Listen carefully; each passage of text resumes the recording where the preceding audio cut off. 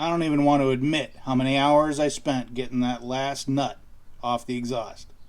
Good morning, I'm Jason. This is my garage, and behind me I've got my 95 Miata that we are diving into replacing the exhaust on it today. So hope you stick around. Hopefully everything goes smoothly. So if you remember a couple videos back, if you've been following along, we picked up this 95 Miata a few weeks ago, and I've been slowly getting it drivable again. I had to completely decontaminate the interior after it had sat in a barn for a number of years. I've gone through and replaced the clutch, master, and slave cylinders, and done a lot of basic maintenance, bleeding the brakes, changing the oil, so on and so forth. And the last big project I've got is repairing the exhaust. Someone was nice enough to come along and just slice with a sawzall, slice the catalytic converter out of this thing. And I didn't realize that completely destroys the exhaust from the exhaust manifold back. You can't just splice in a new catalytic converter on this thing, at least not doing it right. So I've got the old exhaust out. I mean, it wasn't hard. The rear section here is held on with 3 rubber hangers, and the front pipe, had 3 nuts holding the pipe to the exhaust manifold, and that was it. And then I had to remove the oxygen sensor. Pretty easy. So all that's done, and I'm now ready to start bolting in the new exhaust we got. I got a pile of parts over here. I found a used front pipe on eBay for $80 to replace the one that had been cut off. So it's got the nice mounting flange there for the catalytic converter. Picked up a new cat from Summit, and while I was at it, I went ahead and ordered a Borla catback exhaust system to make it sound halfway decent. So that's a new 2-piece thing that clamps together on the end, so that should be pretty straightforward as well. So we're going to work on getting that all mounted up in this thing. The only fun part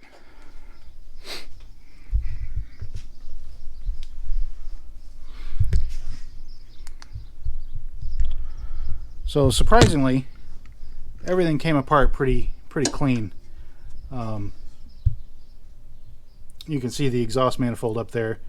The only issue I had is the nut jammed on one stud, and I ended up removing the stud from the exhaust manifold, so I had to run out and pick up a replacement. And of course it's going to be a little bit longer than I need, but no big deal. We'll just trim it to fit and put that stud in there, and then we can start bolting everything back together. So I'm gonna get to it, and we'll see what happens. So yeah, here's the old stud, and I don't know what happened, whether it was cross-threaded when someone was messing with it before, or if I did it trying to remove the nut, but somehow the nut cross-threaded on the end of this stud, and it was a real bear to get out. It ended up unthreading the entire stud from the exhaust manifold, so I think I got lucky from that perspective, and that all I've got to do is replace the stud now. So I ran out and picked up some replacements from the local auto parts store. Of course, they don't have the right length. They're all too long, but I was able to just trim one down and get it close enough. So all I've got to do is double nut this, wrench it into the exhaust manifold, and should be all set.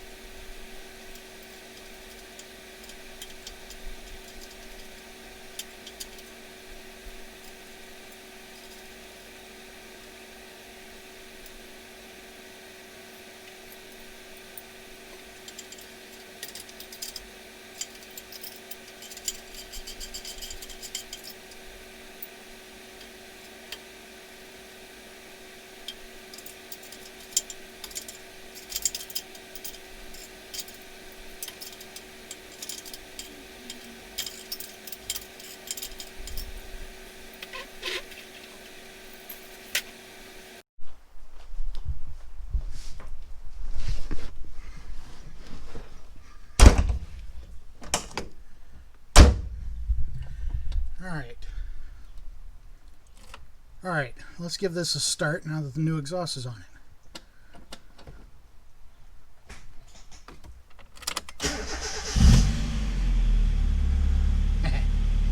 That's so much better. Let's hear it from behind.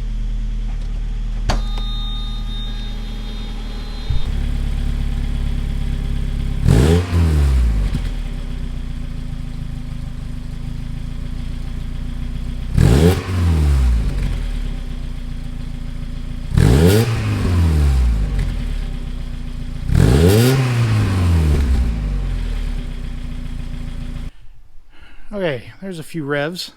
Definitely sounds a lot better than it did. I think that'll do. I'm hearing a little bit of a lifter tick as it warms up, and occasionally it'll stumble on idle. So there's definitely other things going on, but I think first and foremost, we just need to start driving this thing. I'm curious how much of this will clear up once it's been driven a little bit, and whether that'll clear anything out of the engine. I probably need to run some seafoam through it as well and see what that does to it, because the motor sounds pretty healthy and revs well, just as occasionally will stumble at idle, and then as it warms up I start to hear a little bit of a lifter tick, I think. So neither one of those I think are big deals. We'll find out as we get more into this thing. Alright, that's going to do it for this one. We've got the new exhaust in. It's running, it's driving. It's stinking a little bit. I can smell oil getting hot and burning. Pretty sure I got a leaky valve cover gasket that's causing some oil to leak onto the exhaust manifold and smoking a little bit when things get hot. And it's a good hot day today. It's almost 100 degrees here in Ohio, so there's still a lot to do. We've got it running, we've got it driving. Up next, I've got a shifter rebuild kit to put in it, and a transmission oil flush to do. I've got the new to us driver's seat to install, and then I need to get a valve cover gasket coming and get that changed out. So yeah, there's lots to do yet. We're the wife is ready to get this registered and inspected and start tooling around in it. So yeah, can't wait. If you've hung around this long, I really appreciate it. If you haven't already hit that subscribe button, please do that for me. That would help me keep this going and keep me motivated to keep doing this. And until the next one, talk to you later.